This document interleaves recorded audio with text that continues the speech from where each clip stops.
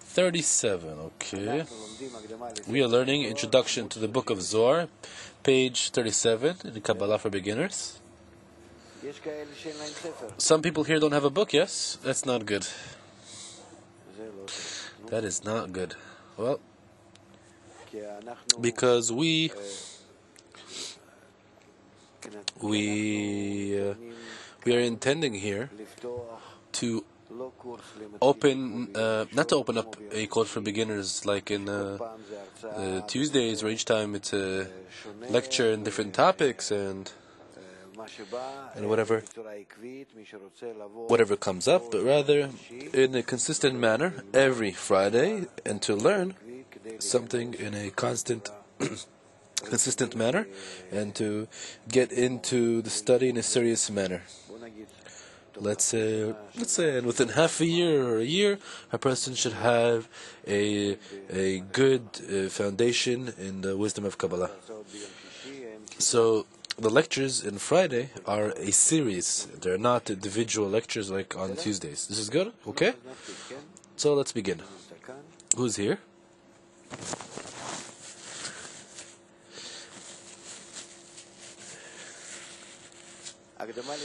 Introduction to the Book of Zohar. The truth is, once, when I was by the Rabash, the first year, I don't remember, maybe after a few months, I organized for him a gathering, some men in Jerusalem.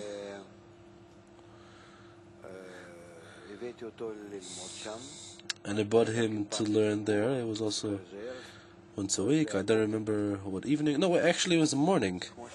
Yes, like now. Around 9 o'clock in the morning. Just like now. I was impressed that he began to learn with them the introduction to the Book of Zohar. This is the first time I actually saw how he's teaching others, and not me. He actually began from this introduction. Okay, let's see. If it's too hard, we'll go to different material. As usual, we'll have opportunities to ask questions at the end. Introduction to the Book of Zohar 1. In this introduction, I would like to clarify matters that are seemingly simple. Yes, Rav says seemingly simple. Matters that everyone fumbles with, and which much ink has been spilled over in attempting to clarify it. Yeah, Rav says, if everyone wants to clarify this and they haven't succeeded, so I guess there's a problem. So it's simple, but somehow not. Yet we have not reached a concrete and sufficient knowledge of them. Meaning, these are simple things. I guess they belong to each person somehow. Everyone wants to clarify them. Every person thinks he's able to do so. But in any case, we see up till now, these things haven't worked out. These things are like shut. So, what are these simple things? One, what is our essence? Meaning, who are we? Is I what I feel, or is it some other beast, or I don't feel myself exactly the way I am? Let's say children. Are they familiar with themselves? Do they know anything about themselves? They exist just like so. Maybe the same thing with beasts, yes? Animals. Maybe a more mature person has some ability somehow to criticize himself from the side and say, maybe I'm like this, or I'm like that. People in psychology or physiology, medicine, they look at a person as some system. Yes, he existed this way, or he advances that way, he behaves this way. But in any case, who am I? Who's the I, the self? I don't know. Because the essence is something, to attain it I must know where I'm from. How are my attributes determined? Where Where do my desires and urges come from? How do I decide regarding different things? What motivates me? What prevents me, on the other hand, from things? What drives me? I have to know many things concealed from me in order to decide about my essence. So what is our essence? Well, we don't know. Rather, usually we flow through life. Somehow, maybe we perceive from our existence some very thin layer. 2.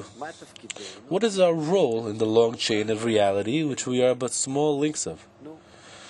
Well, our role, that's a question already.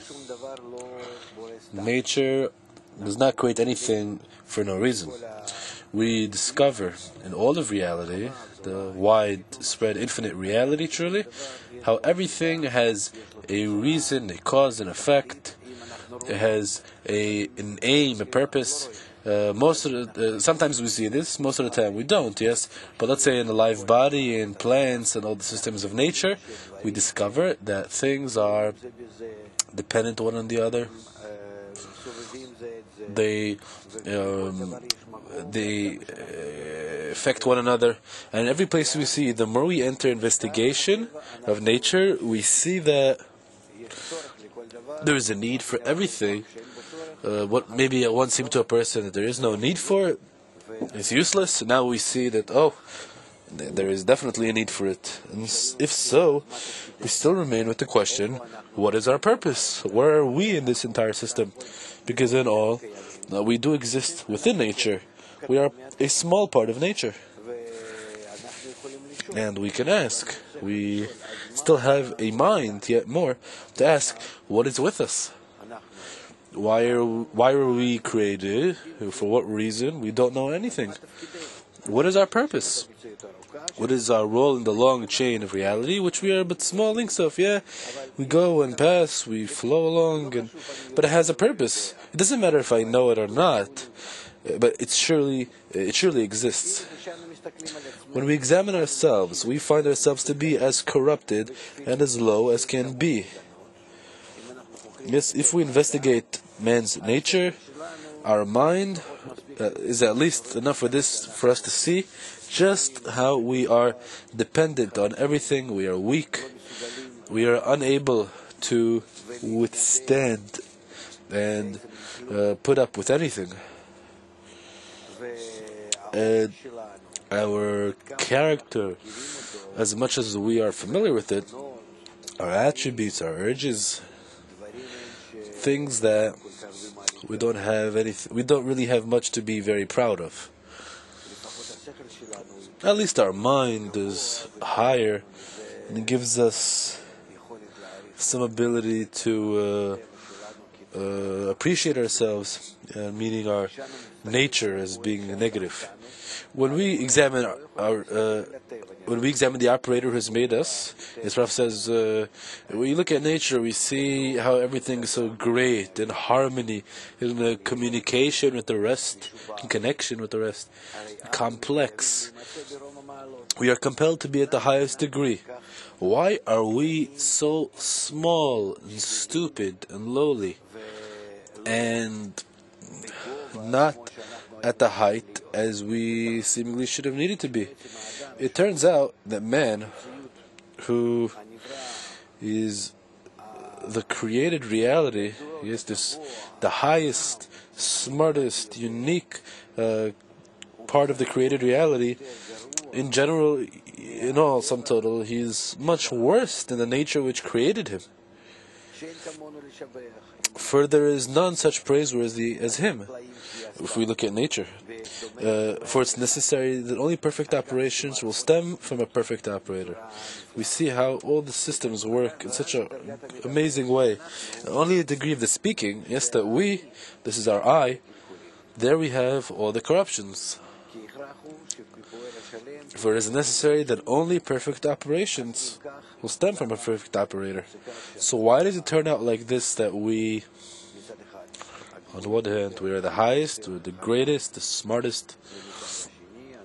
On the other hand, we are in our character, and nature, which is opposite from the operator, from the eternality, the wholeness.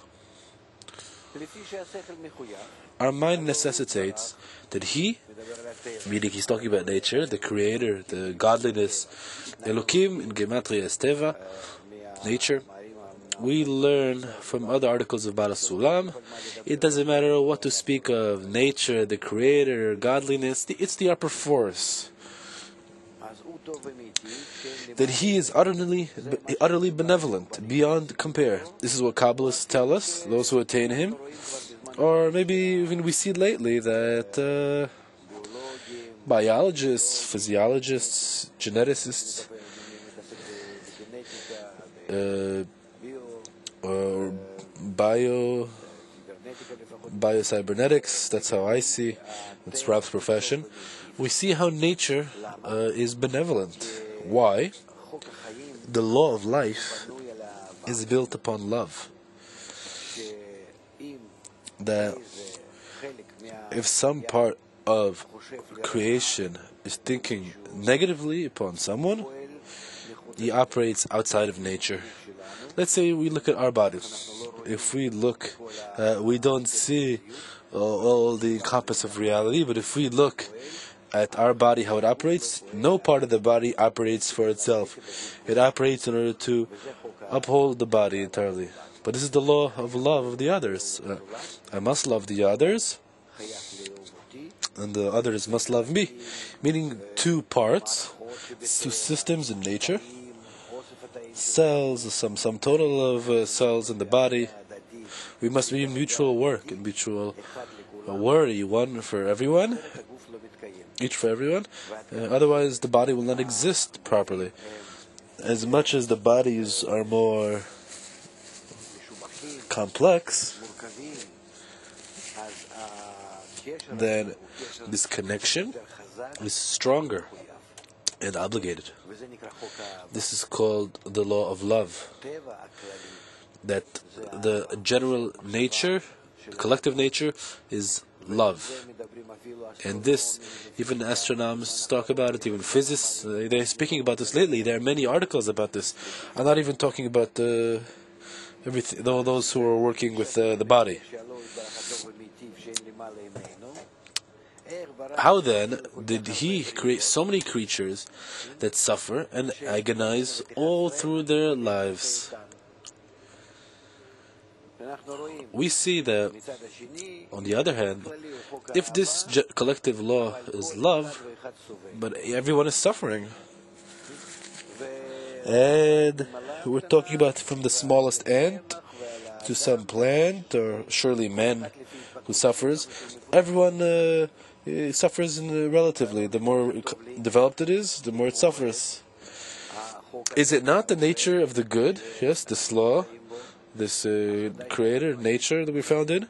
Surely we must be, we should be arranged so perfectly and nicely inside and managed by him only in good manners. Why do we suffer so much? So, is it not the nature of the good to do good, or at least not to harm so? So, if he's the good and benevolent, why do we feel bad? Why do we suffer? We are found in him, in this love. Last question. How is it possible that the infinite, that has neither beginning nor end, yes, the nature is infinite, it's eternal. The stream is infinite of life, of existence. And we are talking now here about that a person develops. We're talking about more universes, maybe dimensions, and we are found. What is he saying? That how is it possible that the infinite, that has neither beginning nor end, will produce finite, mortal, and transient creatures? Yes, we are so lowly and small and transient. Yes. So everything that is asked here is, why is everything so bad? We could probably add more and more to this list, but he will clarify things up now. Any questions? No. That's a sign that everyone agrees. Second letter. In order to clear all that up, we need to make some preliminary inquiries, investigations. Meaning, how do we first clarify ourselves and where we exist, why do we suffer, who is operating upon us, for what need that we have found here. And not, God forbid, to investigate where it is forbidden, meaning in His essence. The Creator's essence is called what is outside of us, of which we have no perception whatsoever. I cannot perceive what is outside of me. I perceive everything according to what I perceive within myself. We have learned with you that in general we are as a box that has 5 openings. 5 orifices. We have the eyes, the ears, yeah? Well, sight, sound, taste, scent, and feeling, touch. We have 5 vessels. And after these senses we have a mind and all sorts of systems of comparison, memory, and we have some screen in the back of them that upon them we see reality. Whatever we see. Here is the picture of the world. Yeah, we have the picture of reality. Yeah, some screen there that our mind projects. That of course still there is no connection between what we have here, some waves, and what we feel here.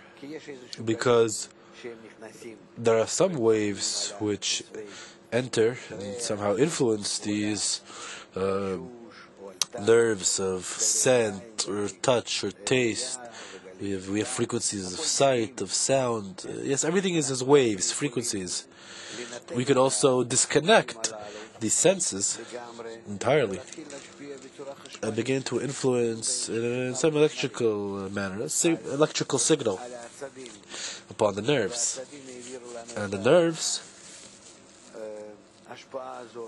will bring this influence to the mind, and the mind will also depict a picture for us. It's a sign that around us, whatever exists around us, we do not know of. We're just impressed of something that exists around us, that it has some fields, frequencies, electromagnetic fields, that from there is an influence upon us, and that's how we are impressed. So what is outside of here, everything that is outside of us, this is what he is saying, that this we do not touch, because this is called his essence. This part that's outside. Why can we not investigate? Because it is outside of us. Thus, he's saying here, and not, God forbid, where it is forbidden. Forbidden in Kabbalah is called, it is not possible. That meaning that if you try to somehow delve into this, you become confused. Meaning in his essence, why is it forbidden? Raf's asking, of which we have no perception whatsoever. Our mind does not perceive what is outside, it perceives only what is inside. And thus we have no thought of him. But we must investigate where the inquiry is required, meaning we should investigate where we can enjoy. Meaning an inquiry in his deeds. Yes, what is this? How this essence operates towards us. This is called actions. And this we do investigate. And this is the topic of the wisdom of Kabbalah. That if we will investigate and know how he operates upon us, why he operates upon us, upon his actions, not upon him, so we will know as a result who we are, and the whole purpose, what's occurring, what's happening with us, how we can improve our life, how we can feel ourselves above this life. That we are already disconnected from the 5 senses of our body is as dead, but we still remain.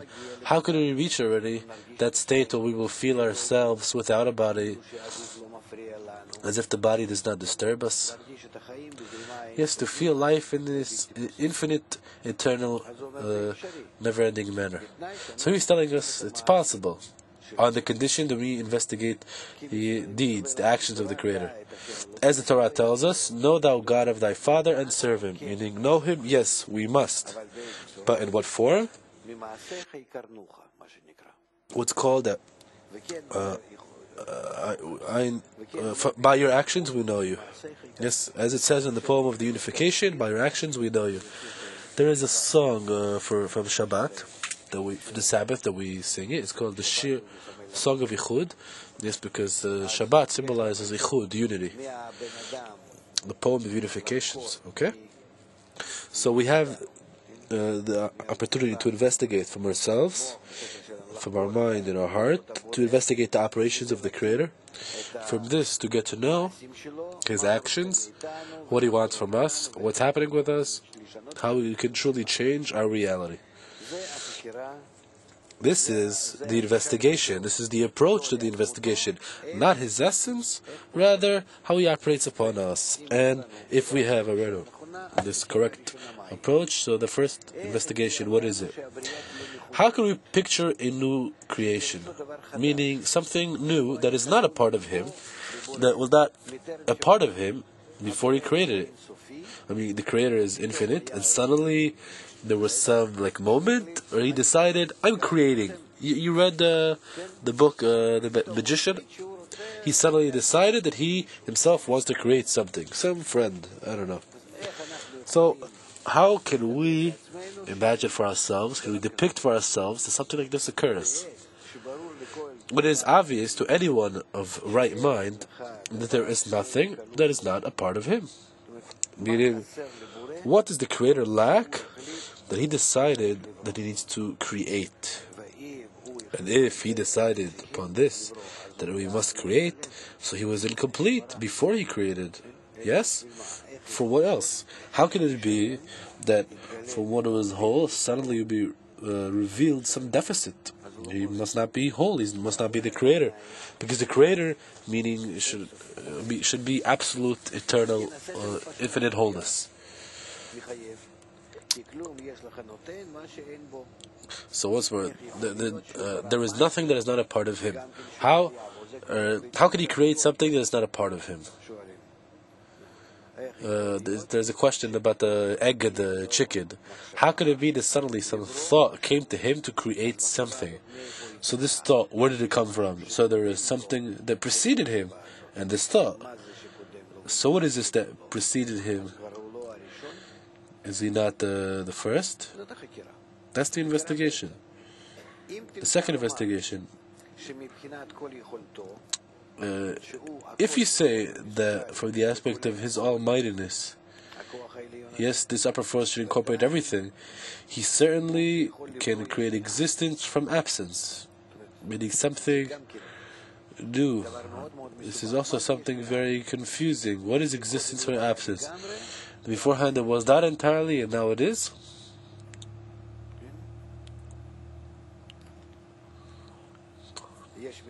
Existence from absence.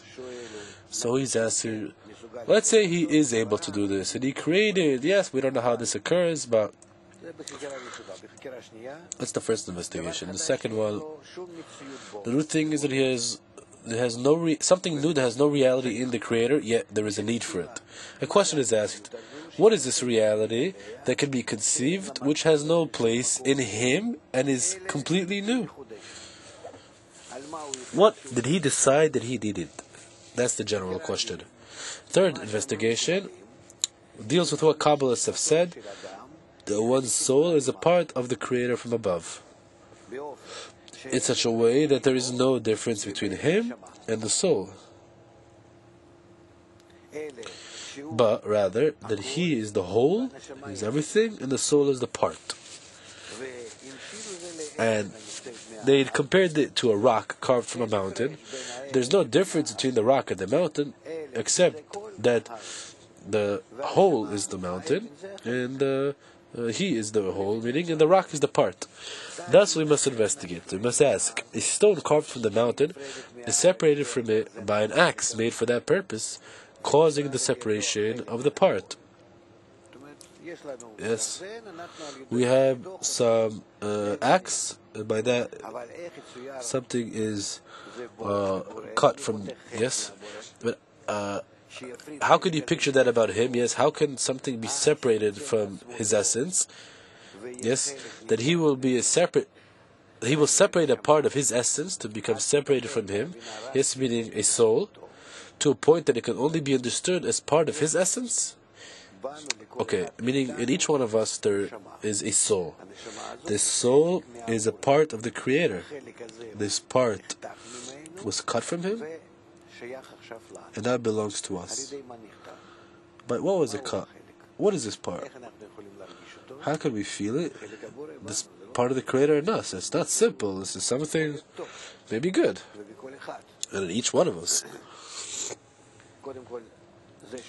First of all, this part is in us, it's correct. Second hand, if the Creator is eternal and whole and all good, benevolent, if I connect to that part in me, I just need to locate it. That I connect to the one who is eternal and whole, and then I can live in him, with him, yes? Now, so here the investigation is not only about this, but how was this part cut from the Creator and passed down to man? It's still a question. We're still not beginning to question anything. Anybody who doesn't understand the questions can ask, certainly. Fourth, since the chariot of evil, yes, there is such a system called the chariot of the evil side, the other side, the evil side, the shells. Yes, that they are the forces which contradict the Creator. Yes, the completely opposite to Him. Being that the other end of His holiness, being nothing farther remote can be conceived from end to end. Yes, one is entirely benevolent, and the system is opposite from Him. And it exists, and it is found. How can it be extracted and made from holiness, much less than it will sustain it? So meaning, it's entirely opposite. So, once more there's a question. If it exists, so He created it. That's correct. He created it. So how can it be that it was extracted and made from His holiness? How can it be that He's so good and absolute? In short, how could He create something which is the absolute evil? Entirely evil. There must be a connection between them. He says, not more, rather His holiness will sustain it. Yes, the Creator is the force which sustains everything, He upholds everything in existence, maintains everything. So even such horrible things, yes, that we only hear about them a bit in our lives. We can't just even describe to ourselves, because the shell is much worse than what we have in the world. If you collect all the evil in the world, yes, that we don't even want to remember, well, we don't remember all these harm things. If you collect them, it's like a drop compared to what we have in the spiritual system of the shell. Yes? So the Creator created it, the complete opposite from Him, and He maintains it, and He worries that it should not disappear. So there's a few questions. What for? Why did He create it? How could it be that He created something so opposite and horrid? And how could it be that He sustains it? He has a connection with it. And for what need? The fifth investigation. The matter of the rising of the dead. Since the body is so despicable that immediately at birth it is doomed to perish. Yes, it's clear. When someone is born we're happy, but what? He's already beginning to die from the first moment, no? Yes, to be doomed and be perished. And furthermore, the Zohar said that before the body rots entirely, the soul cannot ascend to its place in heaven. Yes, meaning the body must entirely rot in the ground. while there are still remnants of it. Therefore, why must it return and rise at the revival of the dead? Yes, that it is so hard and lowly and has no value at all. Yes, and rise at the revival of the dead, so it's important. So how does this body rot in order to reach heaven, and then it must arise for the revival of the dead? How can such opposite operations be here that one contradicts the other? Could the Creator not delight the souls without it, without the body? To reach heaven, can I do it without a body?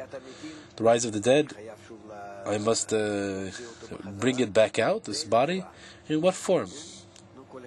Well, each one of us here probably imagining some like party, I don't know, maybe in a cemetery and then heaven, who knows.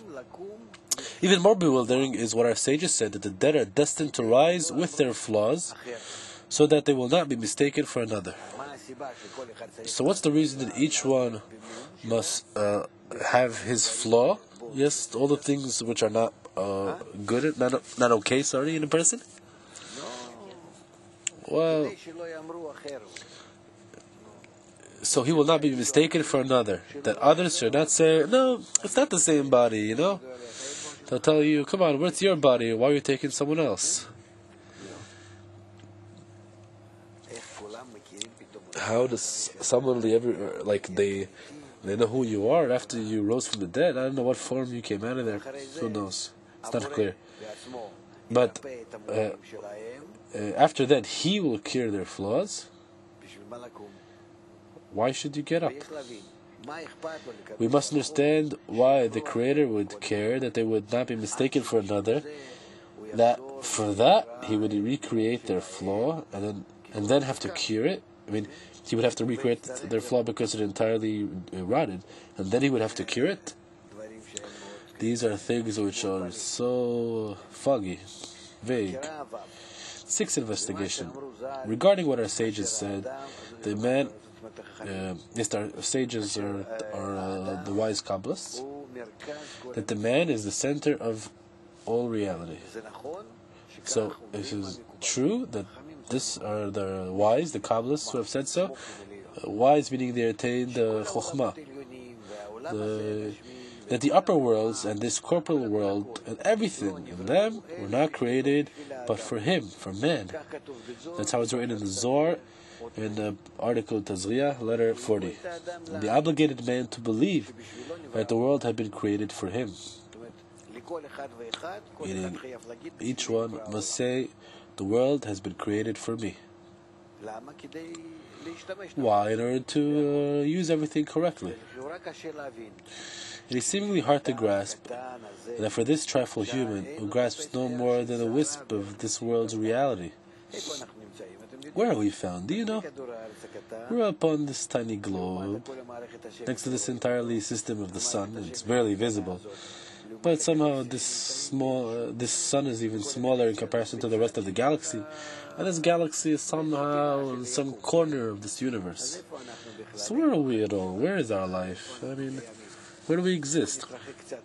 Let's kind of zoom out to space and just look down. Who are we? So how much do we actually grasp of this world? Some tsunami can come suddenly and just sweep everything away. So man is so small.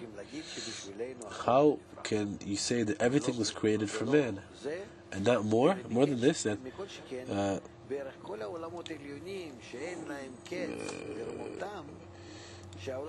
it's seemingly hard to grasp that for this trifle human, who grasps no more than a wisp of this world's reality, yes, that this entirely world is like nothing compared to the spiritual world, which is just right above us.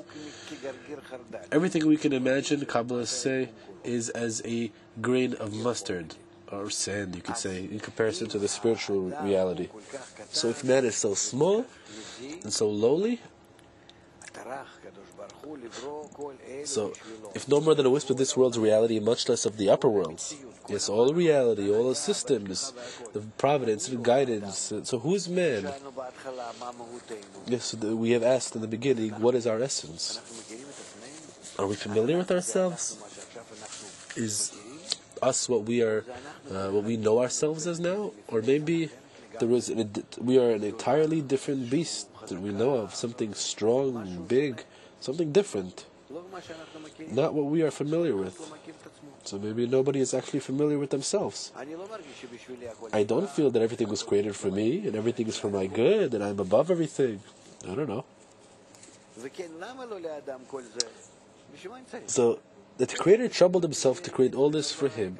Yes, I mean, let me live quietly. And why do I need all these problems and faults? I have to come here and listen to this lecture. Let me just live. Kabbalah is saying no. Everything was created for us, and we have to use all this. So this we have the questions of the investigations end here. Maybe they don't seem to us to incorporate all man's problems and questions, but truly. We have the questions are actually 5, the sex investigations. In these, actually, everything is found. Everything. Whatever maybe you can only enter our mind as a question is actually here in these questions. Maybe not in a clear manner as we have read, but it's included in it. If we clarify everything, yes, everything has a depth. Level of understanding, but in the end, we attain everything about man and the creation and the Creator. Very simply.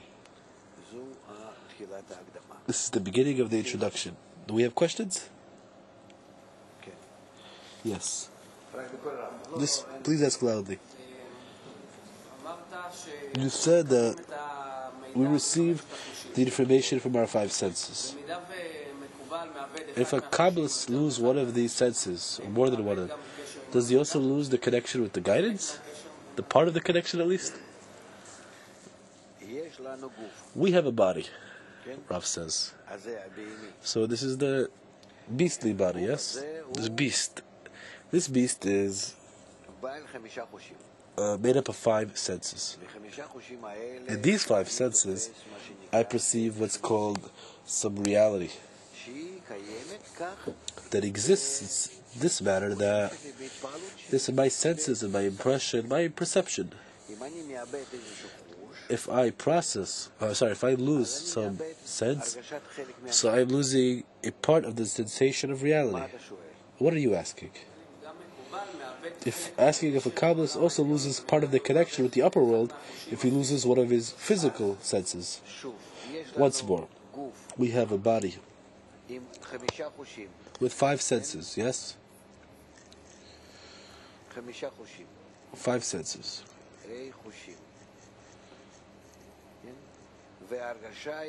And the sensation is of life here in this world. The screen, here we have the back of our senses. I have a perception of reality, which is bodily.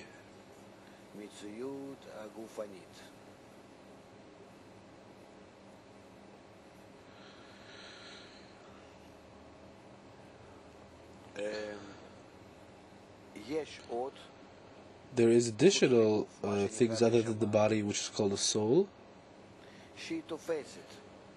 that perceives the reality through the 5 senses, called Kent Chochmah Bina Zehar Bin and Malchut, 5 Sfirot.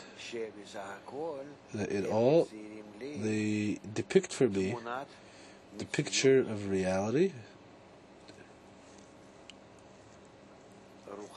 which is spiritual, the spiritual reality.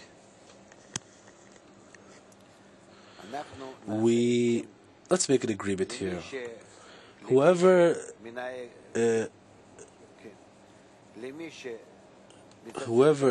their cell phone rings, he leaves the lesson and he doesn't come back in. Okay, this is the rule I have here. That's it. We are entering a study. The study is serious. We need concentration, and we are all here becoming as one body, because in the souls there's no difference. And we begin slowly to investigate and enter things internally, into the material of the world, and then spirit. These things really disturb. So let's do this very absolutely. No cell phones. Whoever has one that rings, he will not enter the lesson anymore.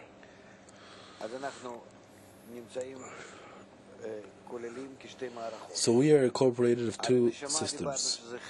About the soul, we have said it's a part of the Creator from above, and it's found in me. Where is it found? I mean, do you know where it is? I don't know. He's like looking at his body.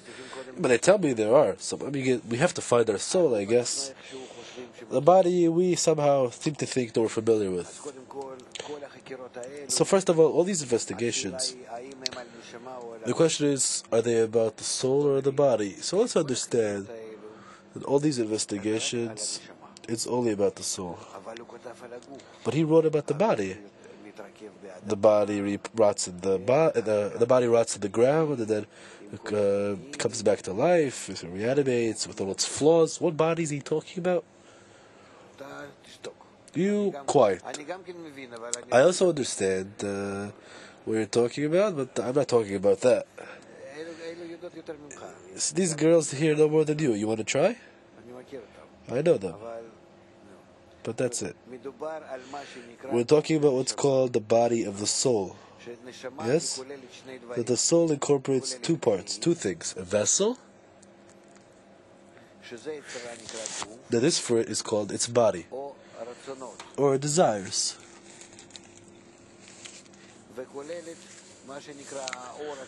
It includes what's called the general light. The vessel of the soul is the same. The same parts, 5 parts. This is as our 5 senses. Yes, Kabbalists also call those same sfirot according to the same names. The light that fulfills the soul is called the part of the Creator from above. The part of the Creator. This is what's spoken about. So all the investigations that the body must die, is the body meaning desires, that they are the egoistical, they must die. And instead of this, there must arise a corrected body,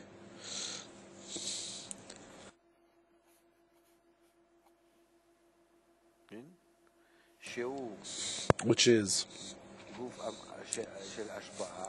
a body of bestowal, yes? Let's call it this way, bestowal.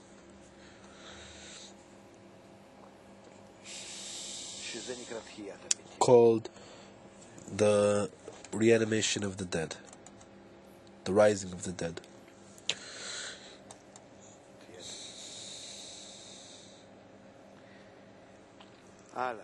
Let's go onwards. I'm going to give a bit of an explanation for you not to get too confused.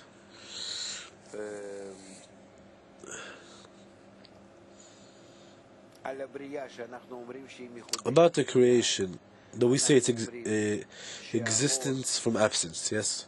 We say that the light exists first, it precedes, it creates the desire. This is number 2. And it passes to the desire itself, its attribute of bestowal. The desire is desire to receive, the light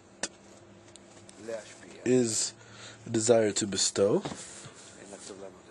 I see you have no patience, yes?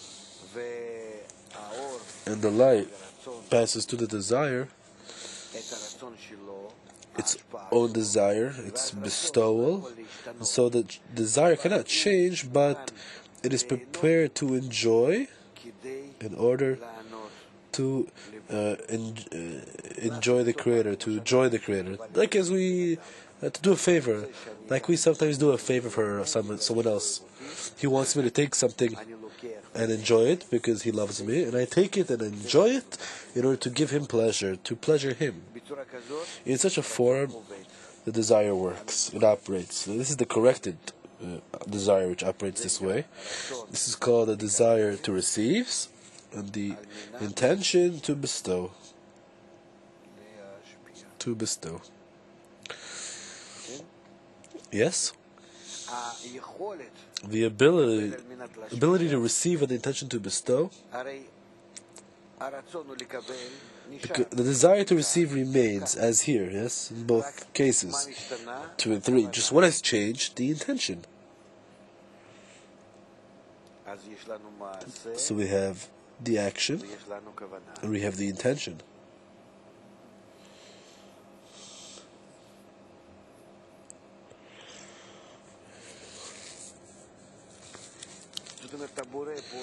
So the Creator operates upon the creature such that the creature should have, other than the action of receiving naturally, yes, whatever comes to him, there should develop in him a mind and attitude to the giver, the intention. This is called the connection with the Creator that we must discover. If we discover this connection, we enter eternality according to it as the Creator. With the Creator. All this that we are speaking of, this vessel that operates in such a manner, is called man's soul.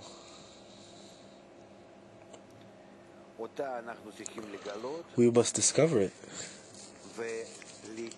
and to enter with our essence, our liveliness, the sensation of the I into it, to live in it, not to identify ourselves with our body, the physiological one, to truly let it rot and die, and let nothing remain of it. Let it burn, and whatever they do with it, it doesn't matter what. It's like Baal Sulam has said, I don't care where they will bury my sack of bones. Because truly, this physical body has no meaning. It's just material, substance. The intention is within our lives to come to a soul, to discover it, to enter in it, and to live within it, to identify with it. And then a person sees his entire life already as eternal and whole as the Creator, even when he is still in this life, in this physiological body, that he hasn't died. Or that he has died, it doesn't matter what. Like the Rebbe is always saying, what is this called to die? It's like you changed your shirt in the morning, so you took one off at night and you put one on in the morning. That's called a reincarnation. You went to die, and you woke up and you put on a new shirt. This is the same sensation a person has who identifies with his soul. He entirely loses the importance of the body and its form. Let it die. We will have to clarify all this yet.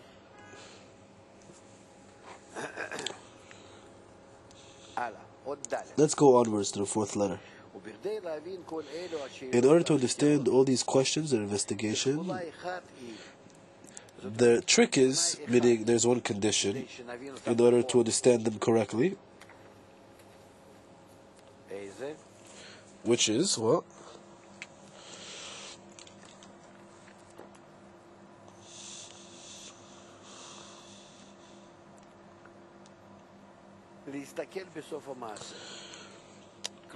The trick is to start by looking at the end, meaning the purpose of creation. We need, along with you, to see the end. Oh, how can I look at the end? How can I see the end? He says, without this, we cannot solve anything. For nothing can be understood in the middle of its process, only from its end. He's speaking about this very nicely when he explains to us about the development. the fruit that grows. We have this newspaper of ours of Tu B'Shvat. It's a new newspaper, volume 10. It's written about it there as well. The fruit that develops and grows. The person who's so lowly and stupid and is unprepared, he's unable to do anything, slowly, he reaches maturity, he grows. In the beast, we see that for a few days it already exists, and it already, let's say after like a month or two, it's already fine. It can start to take care of itself. You see some little dog or cat, it already starts to know how to maintain itself. It starts to get to know everything. A child, after a few months, what the hell does it know? Nothing. If we see the final end of development, we can actually see just how great that man will be in comparison to that dog or cat. So we actually have to know the end. And not that the states along the way that they would somehow point out anything at the end. It's the opposite. He says it's clear. It's clear that there is no act without purpose, for only the insane can be found to act purposely.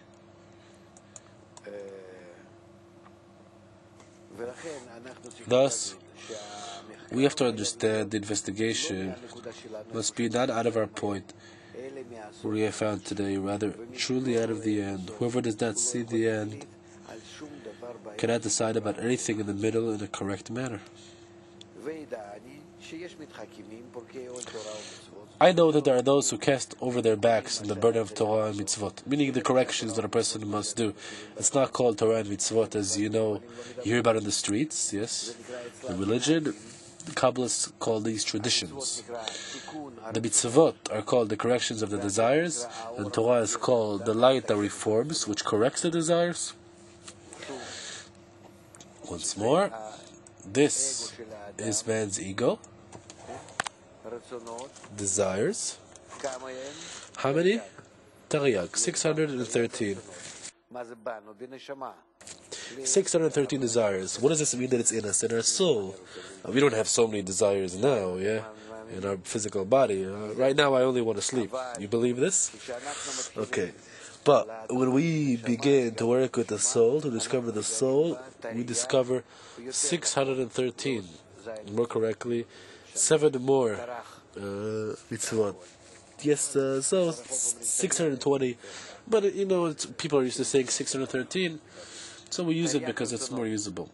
So 613 desires, yes? They are corrected by the light, which comes to them. We have drawn in the previous depiction, the light brings them the intention to bestow. This is called the light that corrects, the light that reforms.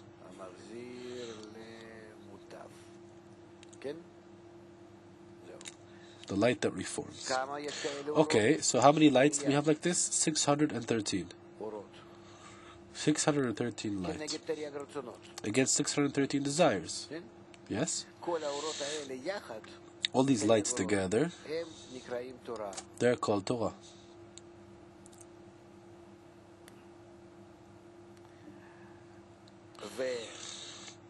And, I made a mistake here. There are 613 desires which correct, and there are 613 lights which fulfill. Yes, he's writing fulfill. And together, yes, let's draw it like this. Together they are called Torah.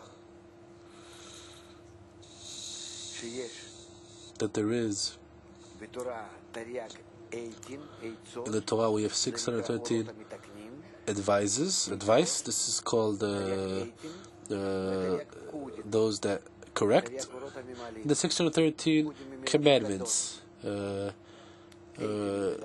they're actually fulfilling. Commandments are commandments, yes? It's like a deposit. How to fill. So we have the light that corrects and the light that fulfills. So first the light that comes to the vessel is one that corrects it. It gives it the intention. And when there is intention to bestow, So there comes the second light, which is, yes, we have 1 and 2, the one that fulfills.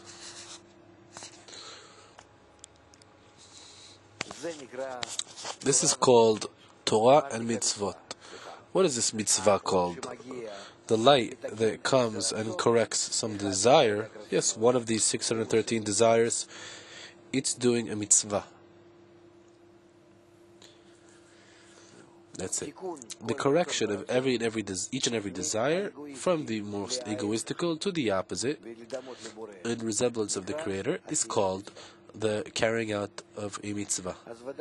So of course only whoever learns Kabbalah and invites this light that reforms can do the mitzvot. All the rest, whatever Kabbalists are saying, they are carrying out only the traditions in the realm of this world. Surely they don't correct the soul, and a person enters the world and he exits. It's the same matter. Yes, so he's saying this. There are those who cast over their backs the burden of Torah and Mitzvot, yes, correcting themselves, saying that the Creator has created reality and then left it alone. Why? That because of the worthlessness of us, the creatures, it's not fitting for the exalted Creator to watch over their petty little ways. Yes, we have heard about this. There are those who think this way. Who are we? What are we? We are so lowly. So he left us. It is not fitting. No, indeed, without knowledge they have spoken such. For it is not possible to comment upon our nothingness and lowliness before we decide that we have created ourselves with all our tarnished natures. So what is he saying? He is saying something very not understood. He's saying it's not the Creator who caused the corruptions, it's man himself who caused the corruptions. This, truly, I don't agree with this. What? Who? How? Who? Let's say some baby was born a child, and he says, these are human beings. I mean, they're not criminals. Yes, in the newspapers, they also always hear the cries about things. How do people? They speak of people who are so good and everything. How do they get problems? He says, wait. All the problems will come to everyone come because he is at fault for this. Is the baby at fault for this? That he suddenly suffers? We're at fault. What did we do? What did I do in my life? Each one is as if making a correct statement in comparison. We will have to discover that it's not like this. But while we decide that the Creator, who is perfect in every matter, yes, let's receive this, let's accept this as an assumption in the meantime, is the one who created us and designed our bodies with all their admirable and contemptible attributes. Yes, as one, he did this. Surely from under the hand of the perfect worker there cannot emerge an imperfect act. It cannot be that if he is good, that something corrupt comes out of him. Where are all the corruptions from? If not,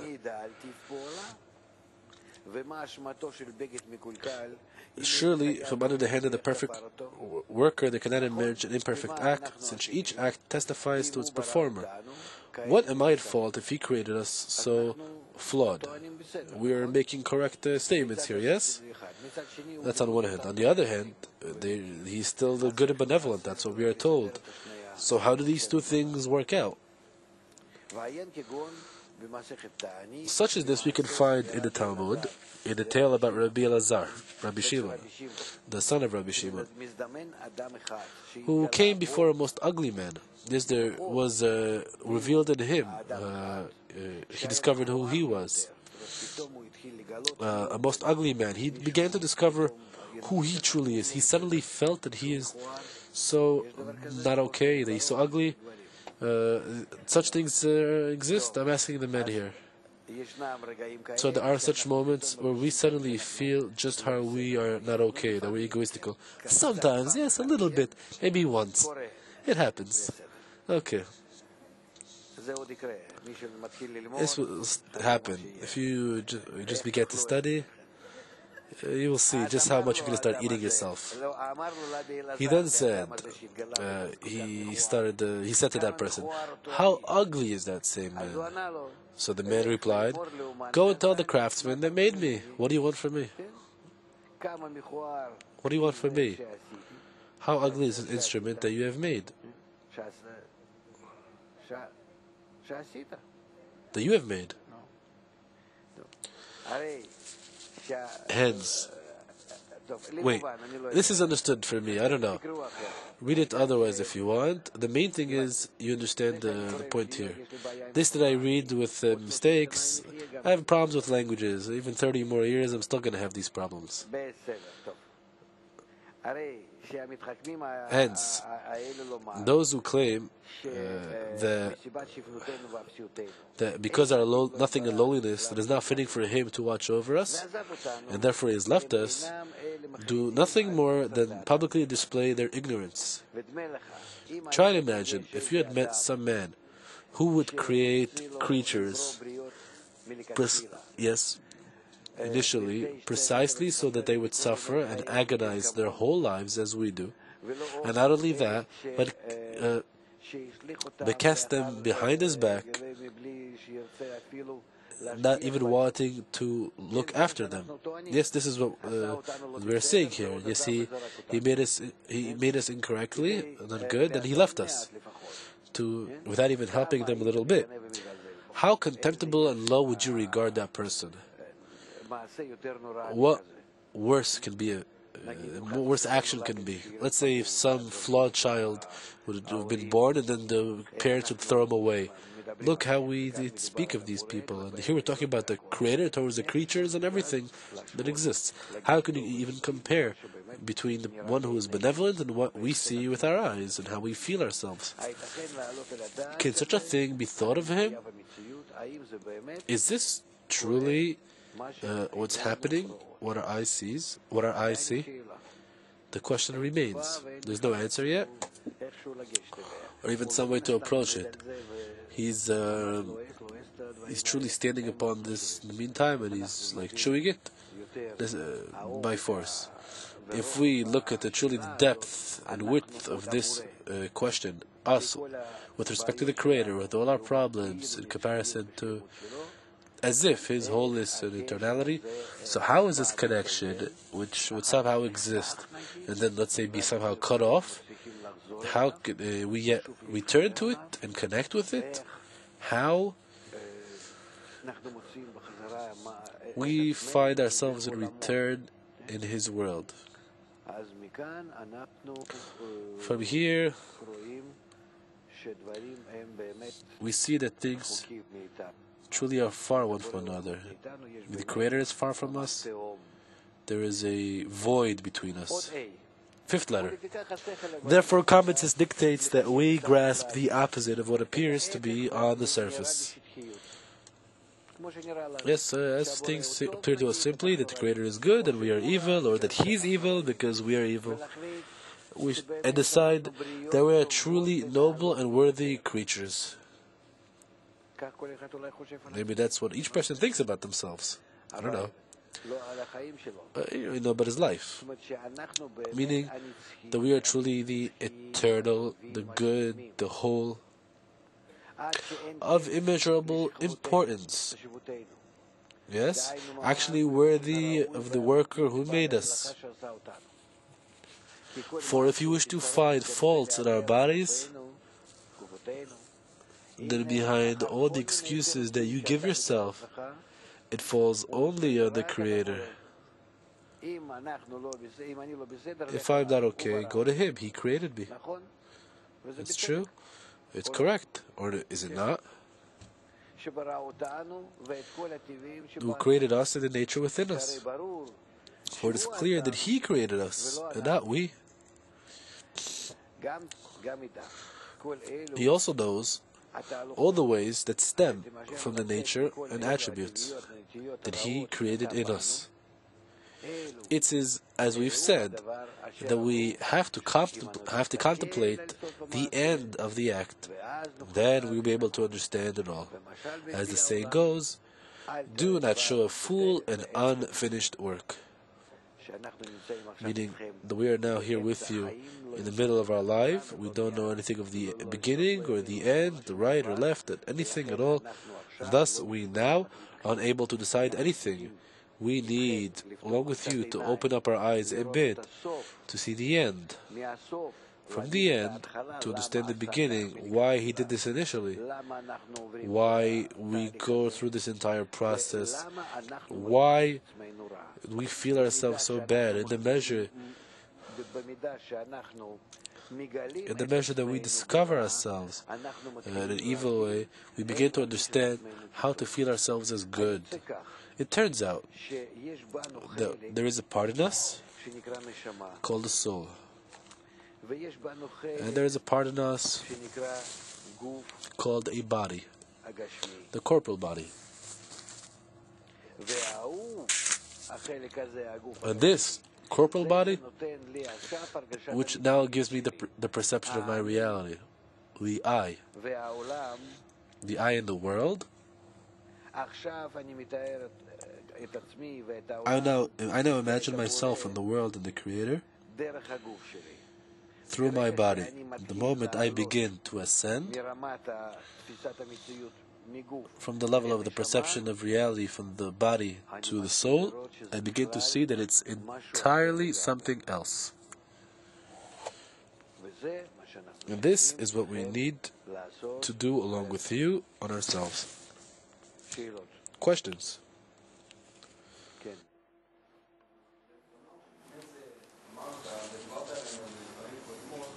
You said in previous parts that you spoke of this, that there are desires of the corporal world, or this world, and that desires that need corrections in the more spiritual world. I want to know, what did you intend? Great. Nice. What correction of desires are we talking about? There are desires called bodily, which is food, sex, family, home, and so on. Why they are called bodily? Because they're dependent only upon the body. If I was in the jungle, there would also be awakening in me. I would be alone, yes. Desires would also awaken in me, these ones. They're within man's body. Even a home, women, children, it would awaken in me. I wouldn't even know what this is. The children, women, it comes to us naturally from within the body. You see also in beasts, suddenly, at one moment it lives alone, and suddenly begins to search for the female, to couple, and bring descendants. It's within the body, a live body. These are the bodily desires. Then we have human desires. They're body, money, respect, control, and knowledge. Yes. These are desires which come from society. If a person is not in the jungle anymore, rather he lives in society, yes, in the jungle they're not going to awaken. These are desires that society awakens within us. The environment. Other than this, there are desires that are spiritual. Spiritual, meaning with respect to the Creator. This is society and Creator. The spiritual desires that are entirely different from the previous ones. That the spiritual desires that awaken, they awaken from a system called the system of the shells.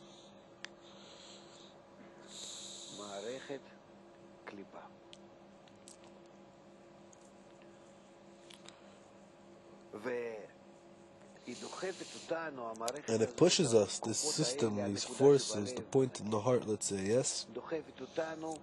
It pushes us to perceive the spiritual world. And I begin to yearn for something above all these desires, above my bodily and human desires. The correction is to correct these desires of the shells and to bring it to sanctity. I don't need to correct my attitude to money, respect, control, my bodily urges, lusts for sex and food and family. Man needs to correct his attitude to the Creator. It's not simple. It's not that it is immediately sensed and accepted. But this actually is what we need to correct. Thus it is written, know thy Creator and work Him. All the precepts come to us in a corrupted manner. The 613 egoistical desires, that we need to correct them to be with a screen. Meaning intention, to bestow. These desires, these 613 desires are with respect to the Creator, not towards human beings, entirely, only with respect to the Creator. So you see how he talks here about the reanimation of the dead, the body that rots, all sorts of questions that he's awakening here is in order to confuse us, in order to clarify afterwards. What is spoken about here? A person must correct the soul. The soul is called a part of the Creator from above. What is a part of the Creator from above? He cut some part of him off and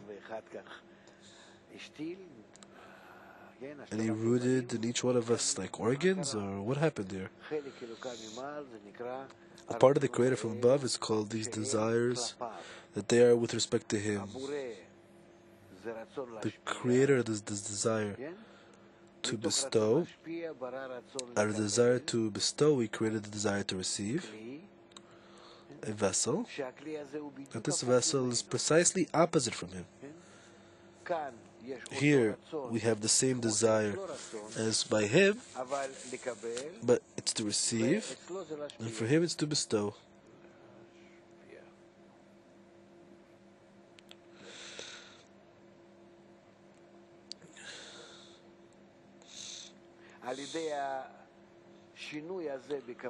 By this change in intention, this intention to receive, this desire to receive, He made the creature. The creature must now correct itself. So we must be, with respect to the Creator, the light, to discover ourselves with respect to the upper light. In the measure that we discover our attitude to the Creator, so that same attitude I must correct. I must be as a vessel that is found with respect to the Creator, the light, and to see myself in what I am opposite.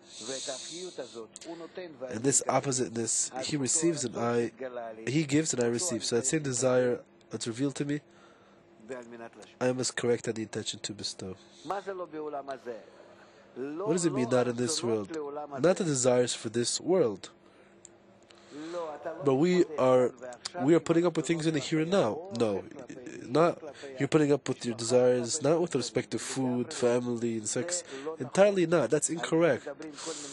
That's spoken about in all sorts of other methods, and they end there.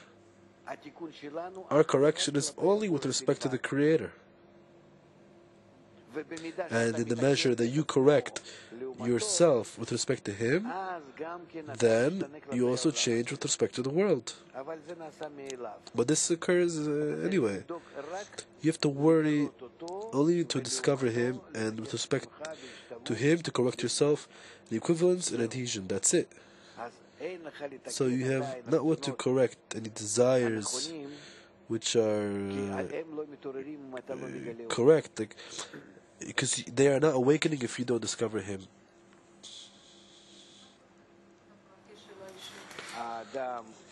What's unclear? A person that begins to advance, his private correction is clarified before him. He begins to see what he must correct in himself. More questions?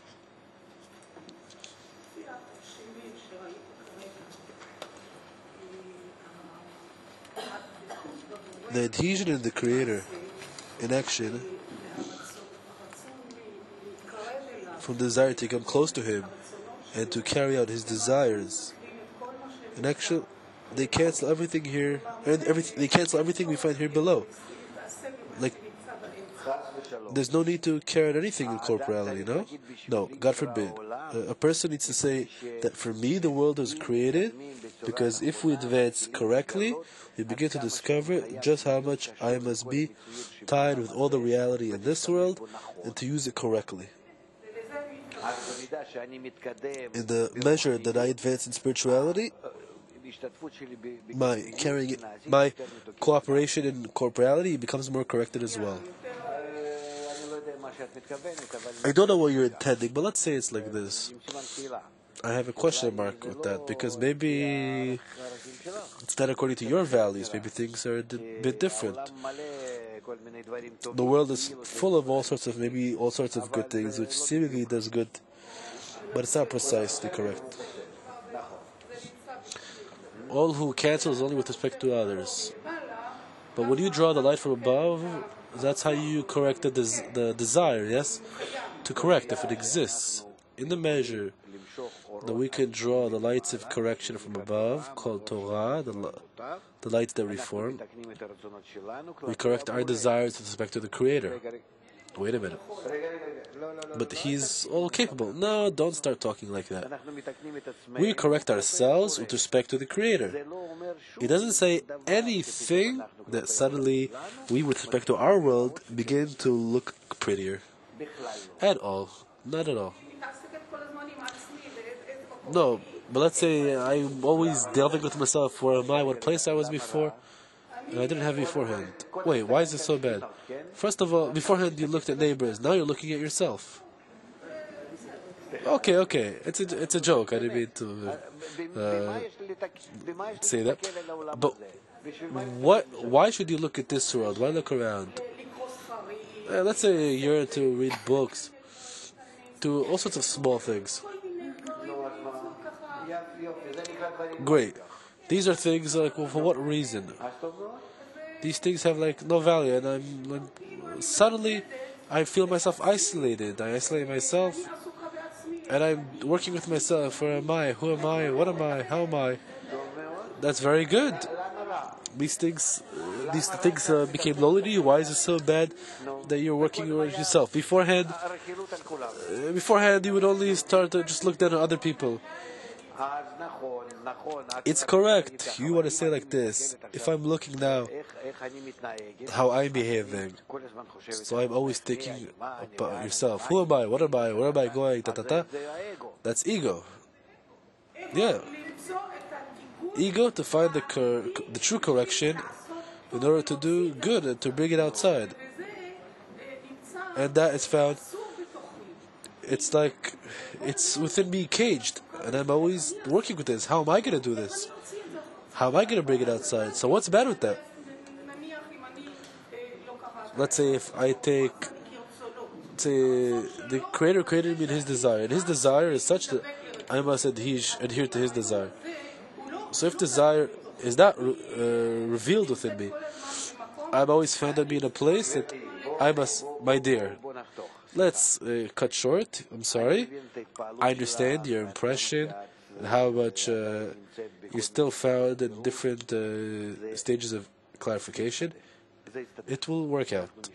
We will try to advance you in a quick manner, in clarification, which is clear, helpful, such that within a few months you'll feel yourselves differently. You must give more forces for clarification, and then the states will start to exchange quicker. But truly, a person who begins the path, so truly he starts to not care about this world. What does this mean? He comes here anyway because he doesn't see in the world where he can enjoy things. He comes here, they start telling him, you can't enjoy this world, there's nothing to enjoy here. Initially, it's not built to enjoy from. Everything you grasp is only for one moment and then it disappears. I want to drink now, a few sips, and I don't want any more. So what pleasure on the first contact that I have between my palate and the water. The first contact, that's it. The second, third contact, that's it, already less and less pleasure. That's the world. Because the desire to receive that enters pleasure, to nullifies the pleasure, nullifies the desire. We can reach eternal whole life of pleasure. Eternal is called that pleasure does not disappear. That's called eternal. How? So surely you stop to think about this world, you pay less attention to what occurs around you, and you begin to work around yourself, where to find the part of the Creator which is above. That's very good. And that's the study. But if it seems to you that a person who learns correctly loses connection with this world, that's not good. It's the opposite. First of all, he becomes the person who's the most helpful to the world, because he draws the light that reforms to this world, to our world, and then he's truly a value to the world. The second thing is, he truly corrects the world, and around him the connection between the souls. The third thing, he exits all these connections with all sorts of other people because they're just emptiness. Why should he feel sorry about this? I remember I began to study. Truly, my family started to ask me, like, what's going on? You know, like my relatives, my more distant ones. What's happening with you? Where are you? What's happening with you? You know? I remember I stopped to feel a need to have them around, and this is up until today. Because what's the bodily connection? It doesn't influence the spiritual connection. I have students and such friends who are closer to you according to your soul. If you exit the body a bit to the soul, well, of course there are parents and there's women and children, but more than this, you lose all connection. That's correct. But there is a different attitude to the world. The entire world is yours. You must influence it. You must take care of it, to draw it. And all this develops out of the sight of the future, as he says, that we must first discover the end of the development. And this is our main problem. In all our study, we must discover the end. What final form we exist, all of us, in what sight, what perception of reality, what sensation. If within this understanding of what the end is, if I look back and return, also with respect to the world where I'm found, I didn't reach the end yet, but I'm sure that that's how it looks, and that's opened up to a person, so this whole path already looks differently, in a different perspective, a different angle. Out of this, a person already surely changes. So we don't have to worry for how we will change. The end will influence the entire process in our form. Yes.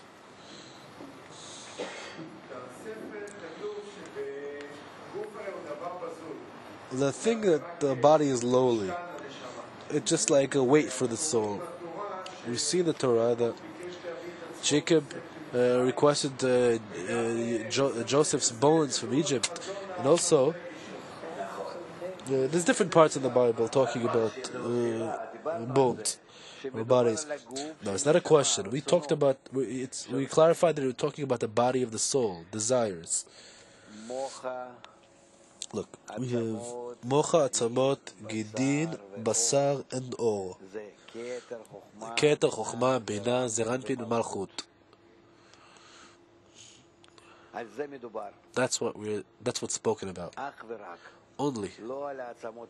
Not about these bones. And look, if it would be talking about our body, you would have to guard it as the soul.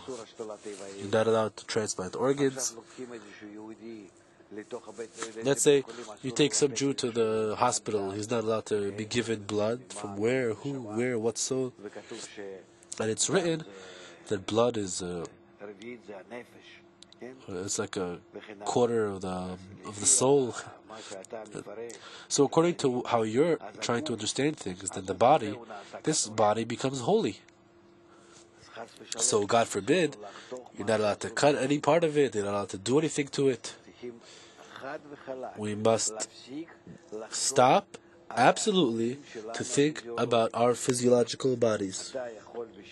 You can very quietly carry out operations to exchange all the organs, even the mind, the brain, meaning the heart, your eye, yourself remain the same. It's not dependent upon this. It's not dependent upon this at all. You suddenly, let's say, exchange a computer or some pump or some filter, or I don't know, kidneys or whatever, but not more than this.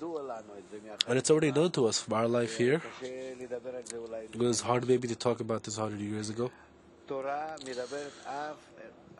Torah talks only about the souls and not the bodies.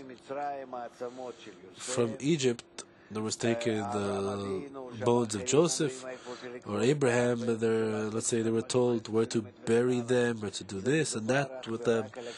It's talked only about the vessels of the soul and not the bodies. Not the bodies. This that we work with our bodies in this way is because in our life we have there's a relationship of root and branch. It's simply because that's how we act. It's a tradition. It's like Bala Sulam said, I don't care. He told the students, they asked him, where do you want to be buried? So he said, I don't care where you will bury my sack of bones. And truly when he passed away, they didn't know where to choose, where to bury him. One student said that he once traveled to Bala Sulam, and he was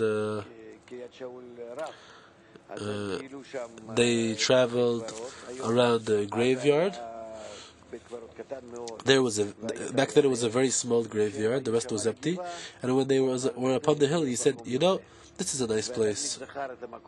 And the child remembered this place, and they buried him in the same place. Just like that. That's it.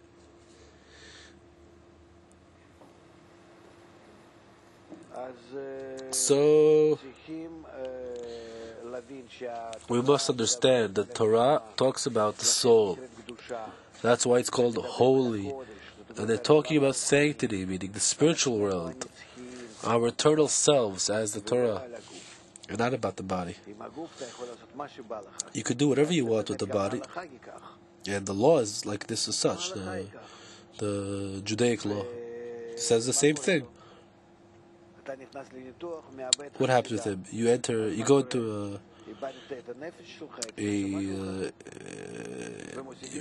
a surgery, and what happened? Did you lose your blood? You lose your some parts or whatever? Did you lose some part of your soul? And what about non-Jews? We have to look at things a little more realistically. We're talking only about our internal part, which is the part of the Creator that we must discover, that we are still not familiar with it, it's only as a point in us, as if and slowly, by the light that reforms, that we begin to discover it. And everything that's spoken about in the entire Bible and all the books, even in fables, the Agadah, yes, even in the Gemara, in the tractate that it's talking about in different parts here, that, it's clear that what's spoken about there seems to be between human beings. God forbid, it's not between human beings, it's all talking about the soul. Just begin to perceive there what part, what body, house, cow, bull, whatever it may be. If you begin to understand that what they intended before you are corrections of the desires in accordance with the Creator only. The entire Torah is the names of the Creator. I'm telling you, you will not feel any difference if you read the Zohar or Gemara or the study of the 10 Sefirot or Agadot or the Navi. They're all talking about the same thing. Let's say it's like you're going to learn medicine. I wanted to ask about regarding the number of the souls in the world. Is it constant? The number of the souls after the breaking of Adam HaRishon that got divided. It got divided into 600,000 souls.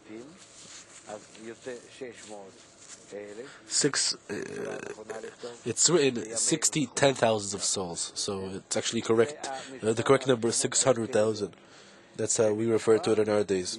These are the 600,000 main souls that within them you have today, let's say 7 billion. That they are dividing and dividing more. Sometimes they combine, and the population of the world isn't like this. I'm going to explain it this way for now. It's not like everybody has its own soul. The true thing, there's no connection between the body and the soul. You see a person, maybe 10 human beings, there can be one soul for 10, or one bodily suddenly has a few souls. We will reach this as well.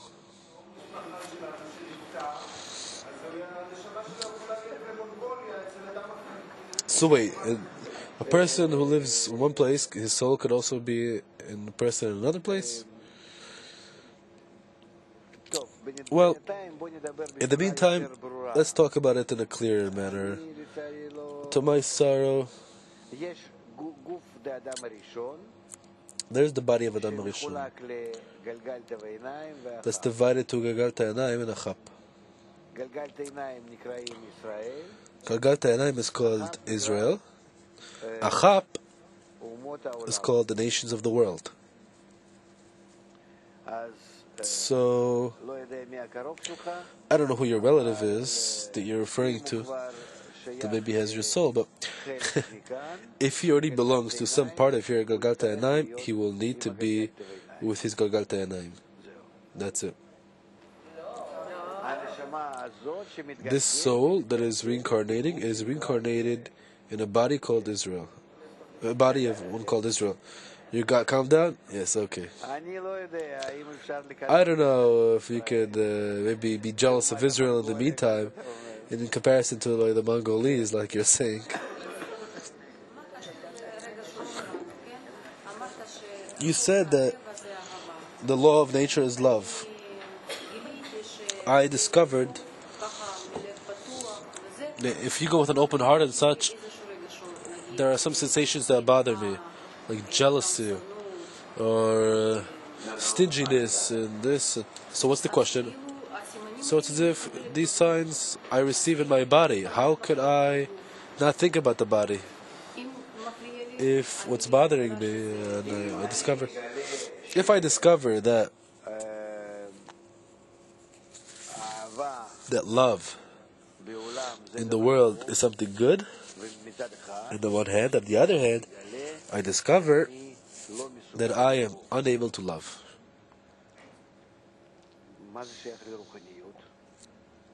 What does this have to do with spirituality? It's good to love, okay. You came to some summary, and I am unable to.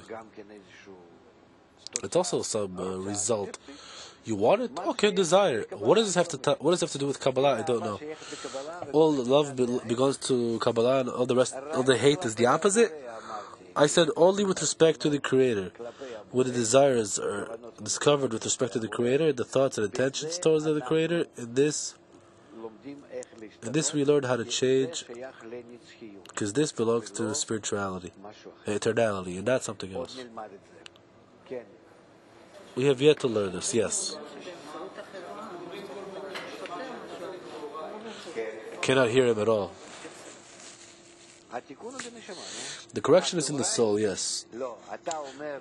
Look, you're saying, look, you make a blessing, yes, the soul, we say that it's pure, yes, because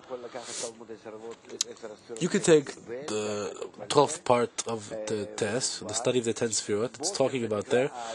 Morning is called a person who begins to feel the light, the upper light, that influences him. This light fills his vessels, and thus he is called the soul. And then he blesses, meaning he enters a connection with the Creator. He says, Creator, the soul that you created in me is healthy. Thank you for it that it is healthy. Meaning the Creator filled the vessel, the corrected vessel of man, and this that the light is felt in the vessel, it is called a creation. Where is this creation? Where is this word from? Bria. It's from the word Baal in Hebrew. It's part of the word Bria. Baal in Hebrew means external, outside, like part of the Creator from above. We will still learn this. Maybe all these blessings and mitzvot and sayings will seem opposite to you. It's truly like this. A person passes away. Let's say my relative dies. My father, let's say, passes away, yes? What do I say? There's a prayer that is said about the greatness of the Creator. Isn't that weird? There are a lot of odd things that appear to us. We don't even think about them. We don't understand them. Rather, we just we just go through them. We will discover everything slowly. In the end, you said that if you would see what this lady wrote here, you said the correction is about the shells. Can you explain a bit about the shells and give us a bit of a tangible example? The shell is a desire against the Creator. I see Him, I feel Him, and I feel that I hate Him. So my desire is called the shell.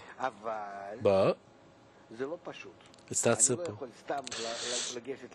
I cannot just approach this desire and erase it, because the shell guards the fruit. I'm found in this desire in a unique way, that there is, by this shell, by my hate to the Creator, I can reveal the correct attitude in the form that, not to erase it, rather from within the shell, to enlarge, to grow the correct desire. And then to understand that this shell is an assistance against him. It's written in today's newspaper a bit about this. You can read a bit about it. Okay, we will separate here. Let's tell everyone happy Saturday, happy Shabbat. We'll continue next time. Thank you. But I'm requesting of you very much, and be good for each one of us. Maybe it's a bit hard for you to carry these books. You can photocopy maybe this article and bring like only of these few pages. But it's good to see. Whoever sees the text, he has more influence from Baal Sulam, from the text. That's it.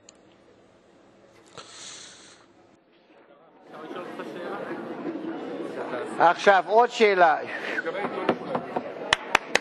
הלו, סליחה. I'm sorry. I have another there's another question. In the wisdom of a Kabbalah, we learn that whoever wants truly to succeed, there are two things. I am found in the collective soul. If I want to succeed, I must have two operations: to draw the upper light upon me, and that I, from this, will be corrected, to continue it to others, to the entire system. We learn that if you are missing, if you lack, from this first moment, the second action is called circulation, to bring health to the rest of the system of the souls that we are in. Whoever can, help in circulation, to take a few newspapers and give them out someplace, wherever you're in. It'd be good for you to do this. It's worthwhile. We are not getting richer from this, you understand this, yes? That's it. This is the operation that by this you connect to the general soul. That's it.